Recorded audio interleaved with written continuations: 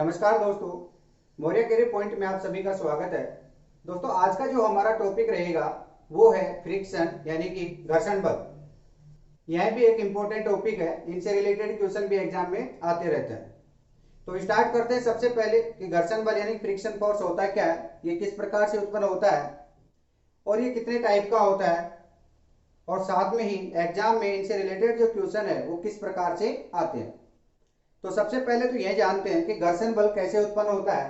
तो दोस्तों, जब भी कोई दो वस्तुएं आपसी संपर्क में आती हैं, एक दूसरे के सतह के साथ स्पर्श करती हैं, तो उनके बीच में एक बल लगता है जिसको बोला जाता है संपर्क कोण यानी कि कॉन्टैक्ट फोर्स। ठीक है, जैसे मान लेते हैं दोस्तों, यहाँ पर दो वस्तुएं हैं इस प्रकार से, एक वस्तु ये है और इसके ऊपर दूसरी वस्तु इस प्रकार से रखी हुई है। इस वस्तु का नाम दे देता हूं दोस्तों मैं ए और इसका नाम दे दिया मैंने बी। ठीक है, जैसे ये दोनों वस्तुएं एक दूसरे के संपर्क में आती है, यहाँ पर दोस्तों जो संपर्क क्षेत्र है, यहाँ पर ये वाला क्षेत्र है, तो यहाँ पर इनके बीच में एक बल लगेगा जिसको बोलते हैं संपर्क बल यानी कि कॉन्टैक्ट फोर्स। और यदि इन दोनों वस्तुओं में से किसी एक वस्तु को यदि धक्का दिया जाए यानी कि गति कराने की कोशिश की जाए, जैसे मान लेते हैं ए वस्तु को यहां से फोर्स लगाया यानी कि धक्का देने की कोशिश की, जैसे ही ए वस्तु को यहां से धक्का देने की कोशिश करते हैं तो ये किधर की ओर गति करेगी, इस साइड में गति करेगी यानी वी वेग आएगा, या फिर गति करने की कोशिश करेगी। अगर वस्तु बहुत बड़ी है, जैसे मान लेते हैं दोस्तों दीवार है, पहाड़ है, पेड़ है, तो जैसे उनके धक्का लगाएंगे तो वो गति तो करेंगे नहीं, लेकिन वहां पर जो बल है उसकी दिशा किधर होगी, इस साइड में होगी। तो इस कंडीशन में जब वस्तु इस डायरेक्शन में गति कर रही है तो इनके सतह के बीच में अपोजिट डायरेक्शन में एक बल लगता है। ठीक है, अपोजिट डायरेक्शन में जो बल लगता है इनके सतहों के मध्य, जो इनकी गति का यानी कि वेग का विरोध करती है यानी कि वेग को कम करने की कोशिश करती है, उसे क्या कहा जाता है, घर्षण बल स्मॉल एफ। ठीक है दोस्तों, यहाँ पर जो फोर्स है इसको डिनोट कर रहे हैं कैपिटल एफ से, और स्मॉल एफ क्या है, यहाँ पर घर्षण बल यानी कि फ्रिक्शन फोर्स है। तो यहां पर आप समझ चुके होंगे कि दो वस्तुओं के मध्य एक बल उत्पन्न होता है जो इनकी गति का क्या करता है, विरोध करता है, वही क्या कहलाता है, घर्षण बल कहलाता है। इसका मतलब मैं ये कह सकता हूं, संपर्क में रखी दो वस्तुओं के मध्य उत्पन्न क्या है, बल है, और यह क्या करता है, गति का क्या करता है, विरोध, यानी कि गति को कम करने की कोशिश करता है। और यहां पर देख सकते हैं दोस्तों कि जो फ्रिक्शन फोर्स है इसकी डायरेक्शन वेग के अपोजिट डायरेक्शन में है। इसका मतलब ये क्या है, गति के विपरीत दिशा में लगेगा। जो भी फ्रिक्शन फोर्स है वह गति के विपरीत दिशा में लगेगा। इसका मतलब यह है कि जब आप बल इधर साइड में लगा रहे हो तो आपका जो घर्षण बल है अपोजिट डायरेक्शन में लगेगा। यहां पर आप देख सकते हो क्रिया प्रतिक्रिया का नियम, न्यूटन के गति का तृतीय नियम की भी पालना हो रही है। और घर्षण बल का जो मान है इनकी सतह की प्रकृति पर निर्भर करता है, यानी कि ये सरफेस कैसी है उस पर डिपेंड करेगा कि घर्षण बल का मान कम होगा या ज्यादा होगा। जैसे मैं अगर बात करूं यहाँ पर कि मान लेते दोस्तों ये एक खेत है जहां पर क्या होती है, मिट्टी होती है, खुरदरी मिट्टी, और यहां पर किसी बॉल को अगर लुढ़काया जाए, इस प्रकार से लुढ़काया जाए, ठीक है, तो यह गति करेगी, कुछ देर बाद में यहां करके ये रुक जाएगी।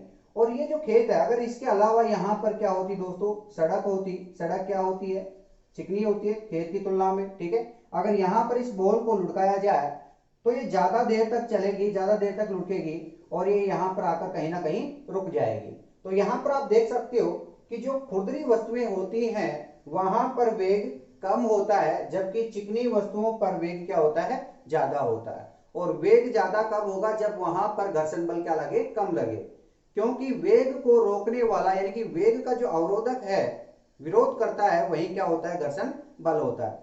तो यहां पर अगर आप देखोगे इस कंडीशन में जहां पर वस्तुएं खुरदरी होती हैं वहां पर स्मॉल एफ यानी कि घर्षण बल का मान क्या होगा, अधिक होगा, और घर्षण बल का मान अधिक होगा तो वेग क्या होगा दोस्तों, कम होगा।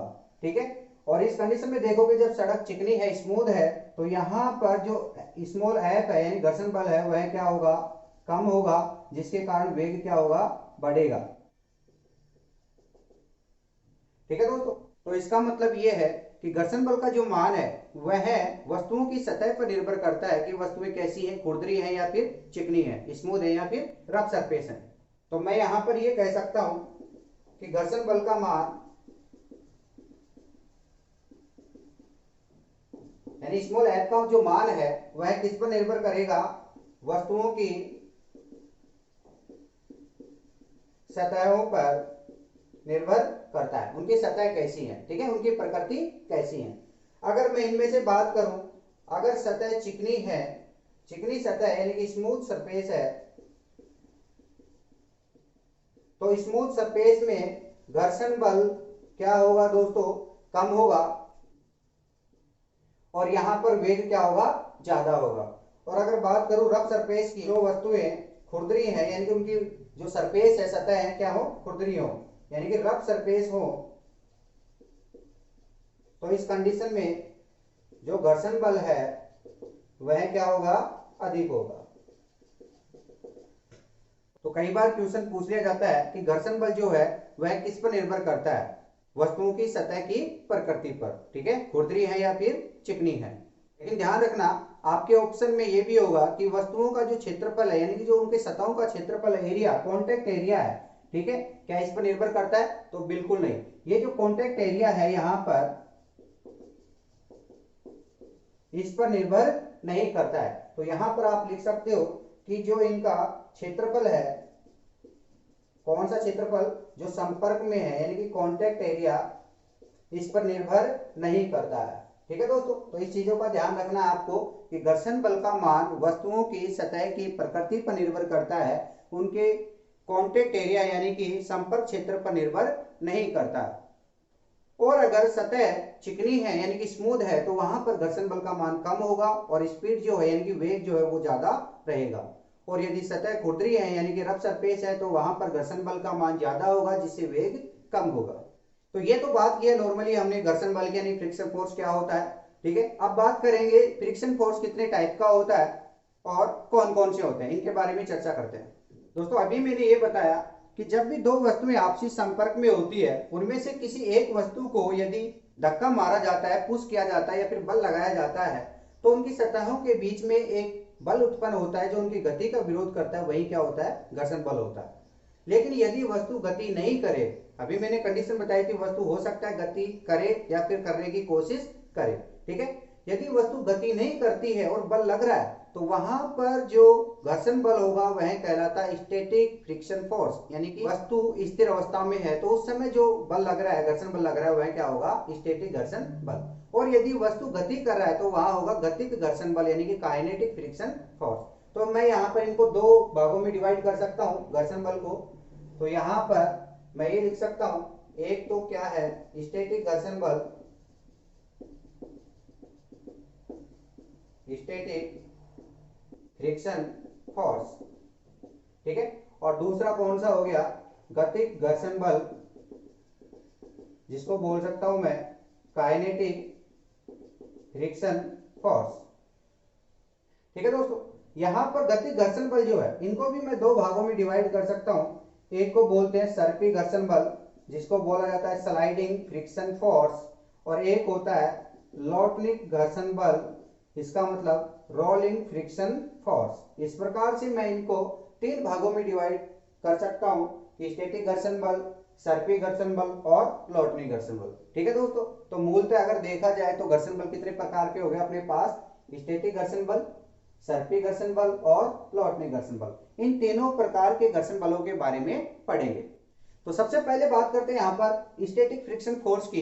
तो ये क्या होता है, जैसे दोस्तों अभी मैंने एग्जांपल दिया था, मान लेते हैं यहाँ पर एक सतह है और इसके ऊपर एक वस्तु रखी हुई है, ठीक है।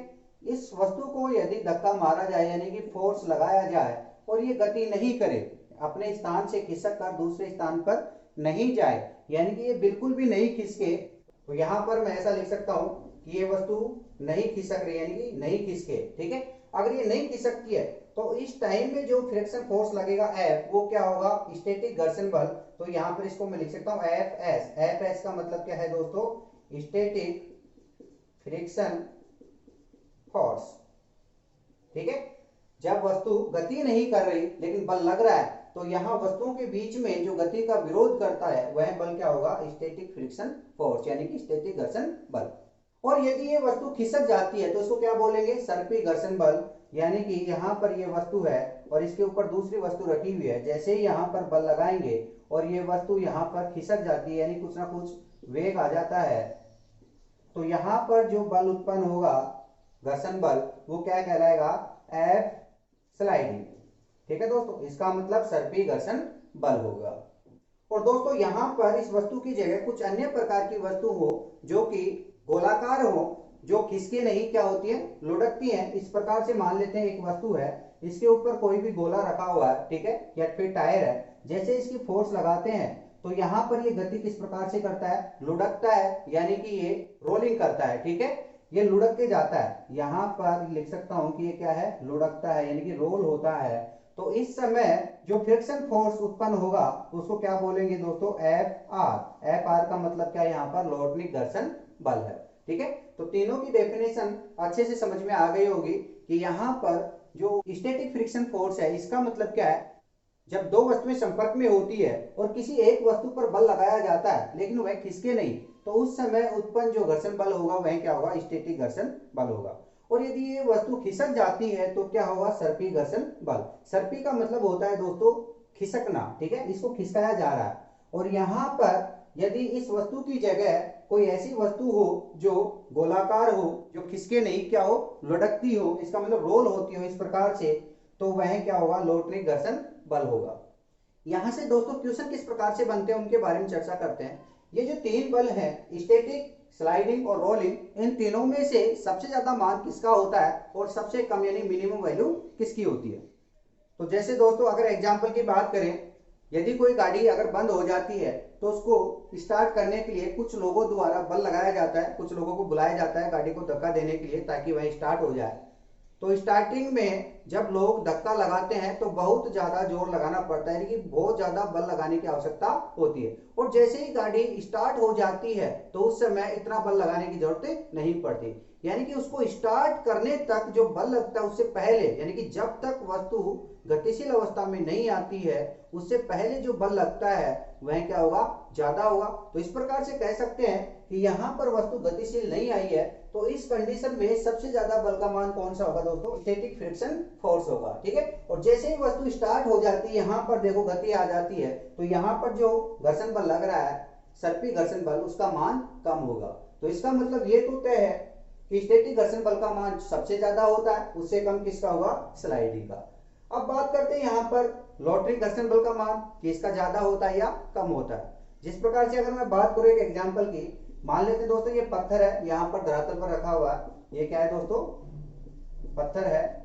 अगर इसको धक्का देते हैं, इसको खिसकाते हैं, मतलब इस पे सर पे घर्षण बल लगाने की कोशिश करते हैं, या फिर दूसरी कंडीशन, इसी पत्थर के नीचे कुछ पाइप या रोल लगा दिया जाता है इस प्रकार से, और अब यहाँ पर धक्का देते हैं, तो बताओ यहाँ पर कम जोर किस में आएगा। तो आप देख सकते हो जो ये लगाए हुए हैं, क्योंकि यहाँ पर पहिए क्या करेंगे, इसको लौटनिक घर्षण बल प्रदान करते हैं, तो यहाँ पर कम बल लगाने की आवश्यकता होती है।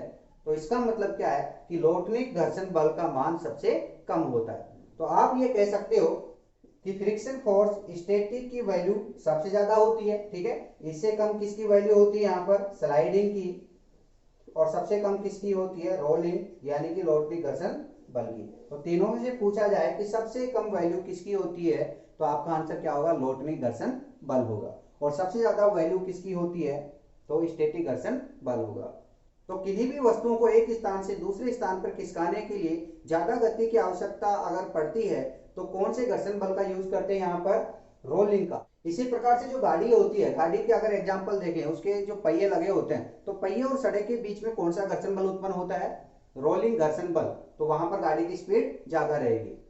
या फिर दोस्तों मैं इस प्रकार से पूछूं कि जैसे मान लो यहाँ पर एक बाइक है, इस प्रकार से यहां पर एक बाइक बनाई गई है, ठीक है दोस्तों।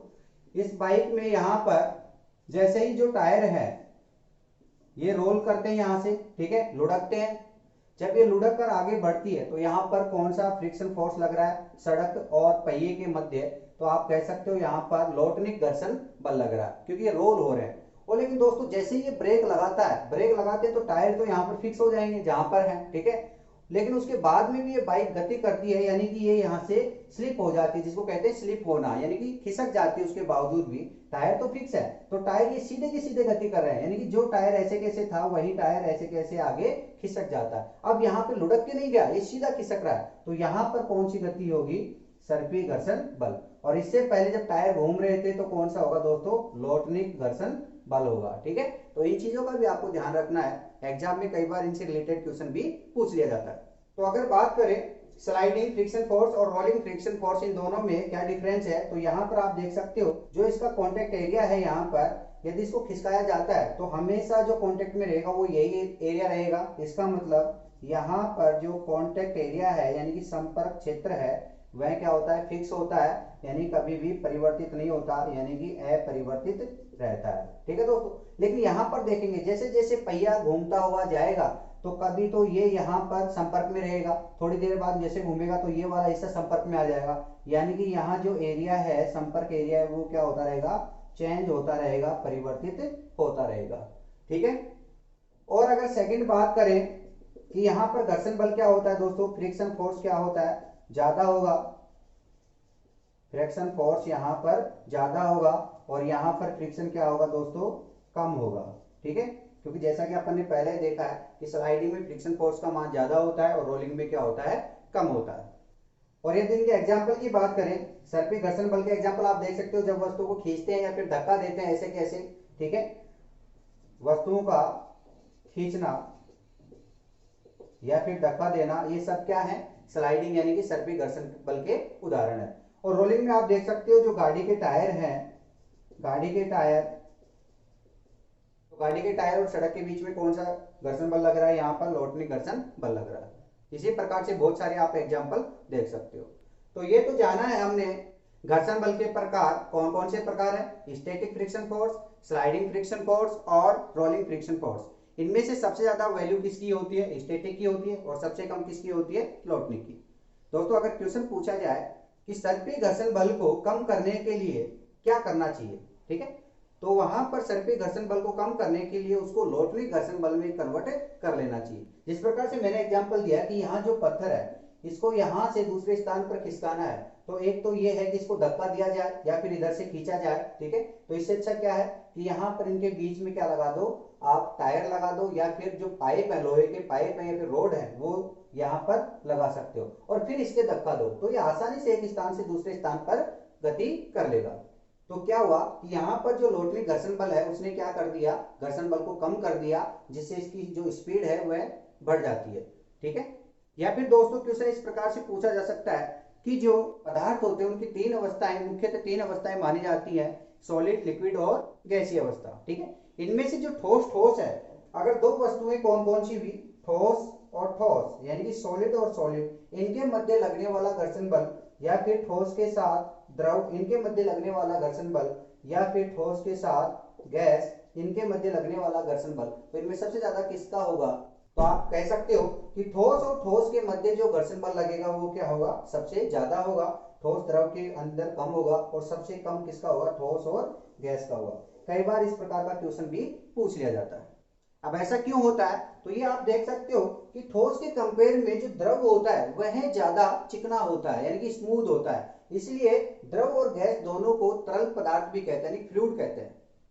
तो दोस्तों अभी अपन ने ये देखा कि घर्षण बल को डिक्रीज करने के लिए यानी कि घटाने के लिए लोटनिक घर्षण बल का यानी कि रोलिंग फ्रिक्शन फोर्स का यूज किया जाता है। ठीक है, तो अगर मैं बात करूं घर्षण बल को घटाने के लिए यानी कि फ्रिक्शन फोर्स को डिक्रीज करने के लिए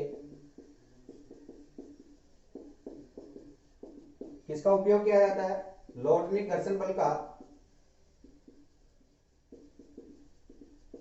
तो कहां कहां पर इनका यूज किया जाता है वो देखते हैं। जैसे गाड़ी के जो पहिए होते हैं, टायर होते हैं, तो टायर और सड़कों के मध्य जो लगने वाला घर्षण बल है वह क्या होगा? लोटनिक घर्षण बल होगा। इसी प्रकार से आपने देखा होगा कि जैसे जो बैग होता है, अगर यह भारी हो तो उठाया नहीं जा सकता, और अगर सड़क पर इसको खींचा जाए तो यह नीचे से घिसना स्टार्ट कर देता है, तो यहाँ पर तो लॉस होगा। तो क्या करते हैं, इसके नीचे यहाँ पर छोटे छोटे क्या लगा दिया जाता है? टायर लगा दिया जाता है। ठीक है, और यहाँ पर इसको पकड़ने के लिए इस प्रकार से लगा दिया जाता है। अब इसको पकड़ के आप ले जा सकते हो, क्योंकि यहाँ नीचे जो है टायर लग चुके हैं। अभी टायर क्या करेंगे, इसको लौटने घर्षण बल प्रदान करेंगे, जिससे घर्षण बल कम हो जाएगा, और घर्षण बल कम होगा तो स्पीड जो है यानी कि वेलोसिटी जो है वो बढ़ना स्टार्ट हो जाएगी। अगर इसी प्रकार से बात करें, मान लेते दोस्तों यहाँ पर एक कुआं है, अगर कुएं से यहाँ बाल्टी से पानी खींचा जाएगा इस प्रकार से रस्सी बांधकर, तो यहाँ पर आपको काफी जोर लगाना पड़ेगा, यानी कि जो बल है वह ज्यादा लगाना पड़ेगा। तो इसको कम करने के लिए क्या करते हैं कि यहाँ पर इस प्रकार से घिरनी लगा दी जाती है। ठीक है, घिरनी क्या होता है, यहाँ पर पुली सिस्टम जो कि रोल करता है। इस प्रकार से रस्सी जो बांध दी जाती है, अगर किसी बाल्टी को यहाँ से खींचना हो दोस्तों, तो इसके यहाँ से बांध करके इस प्रकार से खींचा जाता है। ठीक है, तो यहाँ पर मान लेते कोई व्यक्ति है जो इसको क्या कर रहा है, खींच रहा है। तो यहाँ जो गिरनी है यानी कि पुली है, और यहाँ रस्सी के माध्यम से इसको खींचा जा रहा है, तो बहुत ही आसान होता है, क्योंकि जब ये लुढ़क रही है यानी कि घूम रही है, तो यहाँ पर कौन सा फ्रिक्शन फोर्स लग रहा है, रोलिंग फ्रिक्शन फोर्स यानी कि लौटनी घर्षण बल, जिससे बाल्टी को कुएं में से खींचना बिल्कुल आसान हो जाता है। तो यहाँ पर इनके एग्जाम्पल में आप लिख सकते हो कि जो बैग है, बैग के टायर यानी कि पहिए, ये भी लौटनी घर्षण बल का एग्जाम्पल है। और कुएं से घिरनी की हेल्प से, घिरनी क्या होती है दोस्तों, पुली सिस्टम यानी कि पुली की सहायता से पानी की बाल्टी को खींचना, पानी की बाल्टी को खींचना, ये भी किसका एग्जाम्पल है, लौटनी घर्षण बल का। और दोस्तों जितनी भी मशीनें होती हैं, अगर आप उनमें देखोगे तो बॉल बियरिंग का उपयोग किया जाता है, बॉल बियरिंग का उपयोग किया जाता है। बॉल बियरिंग होता है क्या है, बॉल बियरिंग क्या होता है दोस्तों, अगर आपने मशीनें देखी होंगी, जो टायर होते हैं उनके बीच में भी एक इस प्रकार से सिस्टम होता है, जहां पर छोटी छोटी गोलियां इस प्रकार से इसमें भरी हुई होती हैं, और साथ में इसमें लुब्रिकेंट भी होता है। ठीक है, तो यहां पर किस प्रकार का फोर्स लग रहा है, रोलिंग फ्रिक्शन फोर्स। और रोलिंग फ्रिक्शन फोर्स क्या करेगा, घर्षण बल को कम करता है, जिससे जो गति है वह बढ़ती रहती है। ठीक है, तो जो बॉल बियरिंग का उपयोग किया जाता है मशीनों में, वो भी किसके लिए किया जाता है, ताकि घर्षण बल घटे। और दोस्तों घर्षण बल कम करने के लिए मशीनों के लिए कुछ लिक्विड का उपयोग किया जाता है, जिन्हें क्या कहा जाता है, लुब्रिकेंट यानी कि स्नेहक। तो मैं यहाँ पर कह सकता हूं कि जो स्नेहक है, स्नेहक मतलब लुब्रिकेंट जो होते हैं, वो क्या करते हैं दोस्तों, घर्षण बल को कम करते हैं, यानी कि फ्रिक्शन फोर्स जो है उसको कम करेंगे, यानी डिक्रीज करेंगे। जो लुब्रिकेंट होते हैं वो क्या करते हैं, घर्षण बल को कम करते हैं। ठीक है, तो मशीनों में स्नेहक यानी कि लुब्रिकेंट का उपयोग किया जाता है। अब लुब्रिकेंट किसी भी प्रकार का हो सकता है, जिस प्रकार से मैं अगर बात करूं, जो पानी होता है, वाटर होता है, वह भी लुब्रिकेंट होता है। ठीक है, या फिर अगर बात करें जो तेल होता है यानी कि ऑयल, वह भी एक लुब्रिकेंट का काम करता है। इनके अलावा आपने देखा होगा ग्रीस, ये भी लुब्रिकेंट का काम करता है। और इनमें से जो शुष्क स्नेहक है, इनका भी उपयोग कई बार किया जाता है, और कई बार पूछ लिया जाता है कि शुष्क स्नेहक यानी कि ड्राई लुब्रिकेंट किसे कहते हैं। ये क्वेश्चन सीधा बन जाता है यहाँ पर, ड्राई लुब्रिकेंट क्या होता है, तो ये आप कह सकते हो जो कार्बन का अपरूप होता है यानी कि ग्रेफाइट, जो पेंसिल के अंदर भी पाया जाता है। तो यहाँ पर जो ग्रेफाइट है वह क्या होता है, शुष्क स्नेहक होता है, और ये ठोस अवस्था में यानी कि सॉलिड फॉर्म में पाया जाता है। ठीक है दोस्तों, तो जितने भी स्नेहक है यानी कि लुब्रिकेंट, वो क्या करते हैं, फ्रिक्शन फोर्स को डिक्रीज करने की कोशिश करते हैं। क्यों करते हैं कम करने की कोशिश, ताकि जो गति है वो आसानी से बनी रहे। तो यहां पर आप देखने वाले हैं इनके प्रॉफिट किनके, फ्रिक्शन फोर्स के क्या क्या प्रॉफिट होते हैं। दोस्तों फ्रिक्शन फोर्स के बहुत ज्यादा प्रॉफिट होते हैं। जिस प्रकार से एक मनुष्य यदि धरती पर चल पाता है, जैसे अगर बात करें, यहाँ पर एक सतह है, धरातल है, ठीक है, और इस पर कोई व्यक्ति यहाँ से चल रहा है आगे की ओर, तो ये किस प्रकार से चलेगा, जैसे ही ये पैर रखेगा यहाँ पर धरती पर, तो इसके पैर धरती के संपर्क में आएंगे, और जैसे ही धरती के संपर्क में आएंगे यहाँ पर संपर्क बल लगेगा। ठीक है, और संपर्क बल लगेगा और ये गति आगे की ओर करना चाहेगा, तो यहाँ पर घर्षण बल किधर लगेगा दोस्तों, पीछे की ओर लगेगा। ठीक है दोस्तों, तो अगर ये फ्रिक्शन फोर्स नहीं हो यानी कि घर्षण बल नहीं लगे, तो क्या ये गति कर पाएगा, बिल्कुल भी गति नहीं कर पाएगा। क्योंकि जब फ्रिक्शन फोर्स नहीं हो, क्योंकि जब फ्रिक्शन फोर्स यानी घर्षण बल नहीं हो, यानी घर्षण बल का मान 0 हो जाता है, तो ये व्यक्ति चल नहीं पाएगा, उस कंडीशन में फिसल के गिर जाएगा। जिस प्रकार से बात करें, जैसे ये व्यक्ति चल रहा है और इसके पैरों के बीच में केले का छिलका गिरा दिया जाए या फिर यहाँ पर इस धरातल को चिकना कर दिया जाए ऑयल डाल करके, तो ये व्यक्ति बिल्कुल भी नहीं चल पाएगा, क्योंकि वहां उस कंडीशन में जो एफ है वो क्या हो जाएगा, जीरो हो जाएगा। और जब एफ जीरो हो जाएगा तो इनकी जो गति है वो बिल्कुल नहीं होगी, ठीक है, यानी कि ये व्यक्ति फिसल के गिर जाएगा। तो फ्रिक्शन फोर्स बिल्कुल जरूरी होता है। और दोस्तों जब ये धरातल पर चल रहा होता है तो यहाँ कौन कौन से नियम काम करते हैं उनके बारे में चर्चा कर लेते हैं। ये जो धरातल है ये पृथ्वी की एक सतह है, ठीक है, इस प्रकार से मैं बना सकता हूँ कि ये जो पृथ्वी की सतह है जिस पर मनुष्य चल रहा है, तो ये यहाँ पर चिपका किसके कारण रहता है कि ये पृथ्वी के टच में किसके कारण है, तो वो क्या होगा, यहाँ केंद्र से जो लग रहा है इसके ग्रेविटी यानी कि गुरुत्वाकर्षण बल, ग्रेविटेशनल जो फोर्स होता है इसके कारण ये यहाँ पृथ्वी पर टिका हुआ है। और दूसरी बात क्या है कि जब व्यक्ति इस पूरी पृथ्वी को यानी धरातल को अपने पैर से पीछे की ओर धकेलने की कोशिश करता है तब व्यक्ति आगे की ओर गति करता है, लेकिन इतनी बड़ी पृथ्वी को तो ये पीछे धकेल नहीं सकता, लेकिन धकेलने की कोशिश करता है। तो यहाँ पर दोनों बल जो है विपरीत दिशा में लग रहे हैं। गति का कौन सा नियम है, गति का तृतीय नियम, क्रिया और प्रतिक्रिया का नियम। तो जब व्यक्ति चल रहा है आगे की ओर तो पृथ्वी को धकेलने की कोशिश कर रहा है किधर, पीछे की ओर। जब डायरेक्शन अपोजिट हो यानी कि विपरीत दिशा हो तो वहां पर काम कौन सा करेगा, क्रिया प्रतिक्रिया का नियम। और साथ में ये दोनों सतह एक दूसरे के संपर्क में है तो यहाँ पर कौन सा घर्षण बल काम करेगा, सर्पी घर्षण बल, ठीक है दोस्तों। तो ये तो बात की हमने इसके लाभ के बारे में कि इसके लाभ क्या क्या हुए दोस्तों, व्यक्ति का चलना, अब व्यक्ति के अलावा हो सकता है जानवरों का चलना यानी कि किसी भी इंसान का चलना, वो सब एक ही बात है, ठीक है। अगर बात करें सड़क पर गाड़ियों का चलना,